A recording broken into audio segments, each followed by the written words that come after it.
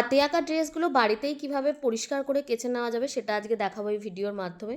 এটা হলো আমার হাতে আঁকা সাদা শাড়িটা, যেটা পরে আমি আমার বাড়ির মাকে বরণ করেছিলাম এবং সিঁদুর কেড়েছিলাম, প্রচুর সিঁদুর লেগেছিল।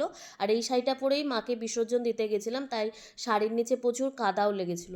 তো আমি না শাড়িটা প্রথমে 10 মিনিট মতো ভিজিয়ে রেখেছিলাম শ্যাম্পু দিয়ে। তারপর দেখো কিছু কিছু জায়গায় প্রচণ্ড কাদা লেগে গেছিলো, আর এটা পুরো 1 সপ্তাহ মতো পড়েছিল ঘরে। আর কাদাগুলো শুকিয়ে গেছে, যার জন্য আমি সাবান ইউজ করছিলাম এবং ব্রাশও ইউজ করেছি। দেখো, আমি সবাইকে বলি যেই যেই জায়গায় ফেব্রিক দিয়ে আঁকা আছে সেখানে ব্রাশ ইউজ করবে না, ব্রাশটা ব্যবহার না করা ভালো। বাট অন্য অন্য জায়গায় দেখো আমি দাগগুলো তোলার জন্য ব্রাশ দিয়ে ঘষছি, এবং বালতিতে ধোয়ার পর তোমাদেরকে দেখাচ্ছিলাম যে রং ওঠে না। তোমরা অনেকে বলো না যে রঙগুলো কি উঠে যায়, তো সবার প্রশ্নের উত্তর আশা করি পেয়ে গেছো।